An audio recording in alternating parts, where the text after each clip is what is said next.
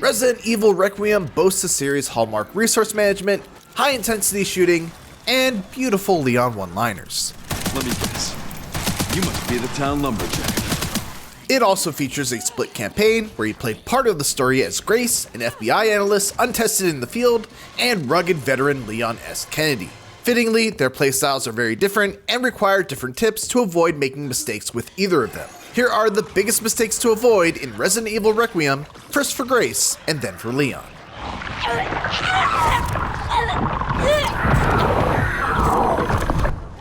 Before we get to Grace, we should preface that, while it's stuff that's been shown in the trailers, a lot of Leon's gameplay takes place in a location that could be considered a spoiler. We won't be talking about the story, and we will do our best to stay completely spoiler-free, but I'll throw up another warning when we get close to a section just to be on the safe side.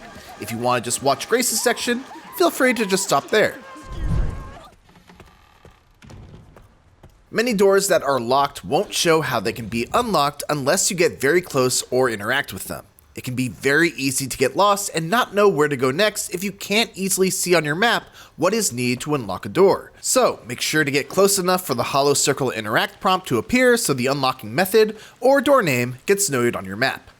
Speaking of doors, you can nudge them open to peek through and see if enemies are close by. You can also close doors by facing them and pressing the interact button, even if no prompt appears. Rushing through a door is a surefire way to run to a zombie, or worse, a stalker type enemy like the chef or chunk, so make sure to test the waters before you just jump right in. Unless they're light sensitive zombies like the girl that hunts Grace in the beginning, zombies can enter well lit safe rooms such as the central hall and rooms with typewriters in them. They'll usually leave immediately after, but they will reach through the door and attack you if you're close enough. Make sure to step far enough into the room to avoid getting grabbed. A big mistake that a lot of new Resident Evil players make is treating every zombie like a thing that must be killed right then and there the first time you come across it. Unlike RE4, where you often receive valuable drops from killing enemies, and Leon sections in this game where you are rewarded for killing everything, more on that later, you often will use more resources than you receive as Grace when taking out an enemy. Ammo and resources are scarce in Grace's sections, so you'll want to find ways to get around and avoid zombies rather than outright killing them whenever possible. Fortunately, different zombies are attracted to either light or sound, meaning they can be lured where you want them to go by flipping light switches or making noise. The noise-sensitive zombies will attack an area when they heard a noise no matter what's there, meaning you can throw bottles or create a ruckus near other enemies to have them attack each other.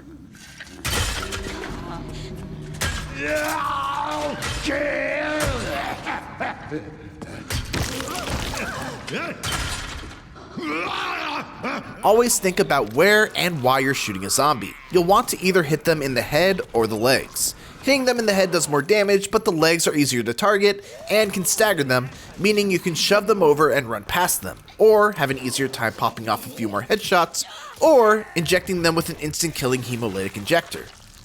Or you can knock them down and then just keep slashing at them with your knife. Zombies' heads and legs are also more vascular, meaning areas with higher blood flow, and will increase the amount of infected blood that you can harvest from them after their death. Do not waste Requiem bullets. This gun is extremely powerful, has rare ammo, and can one-shot almost any regular zombie. It also pierces through zombies, meaning you can hit everyone in a line.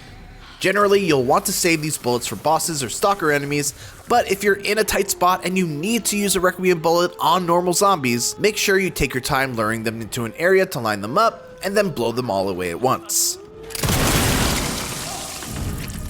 A huge part of Requiem, especially during the Grace sections, is inventory management, and we have a few tips to help you out there. First, you can retrieve your makeshift knives after using them to break free of a zombie grapple, but you have to kill the zombie you stab first.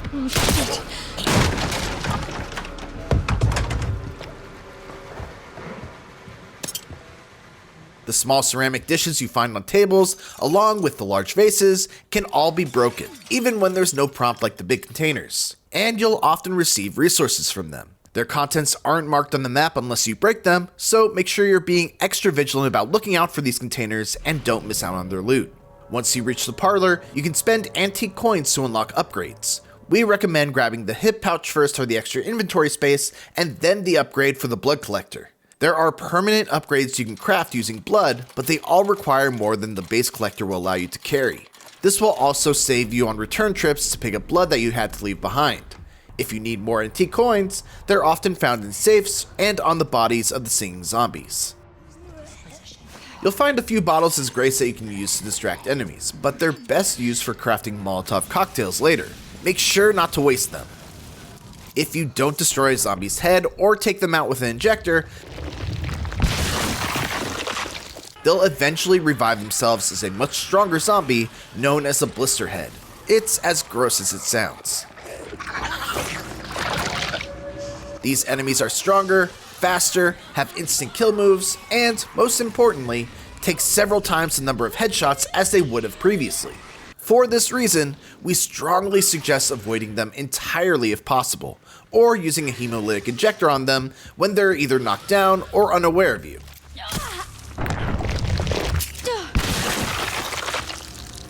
In a pinch, a single Requiem shot to the head should work too, and is much less resource intensive than using regular pistols. Oh, what the fuck? Here's that aforementioned spoiler warning we were talking about, because we're about to cover Leon. It can be hard to switch out of the limited resource mindset from playing as Grace, but Leon's hatchet will never break. It will only get dull. Resharpen it every time you have a moment to spare, as it costs nothing other than a few seconds of time you won't always have with enemies bearing down on you.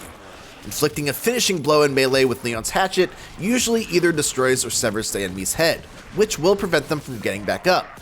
In high traffic areas, it's worth making sure that zombies can't reanimate, so opt for the melee finisher when you can by shooting the legs or the head and approaching the enemy for the finisher prompt.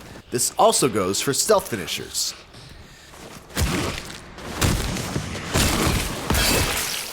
You can also use the hatchet for defense. Raise it with L1 before an enemy attacks to parry the blow.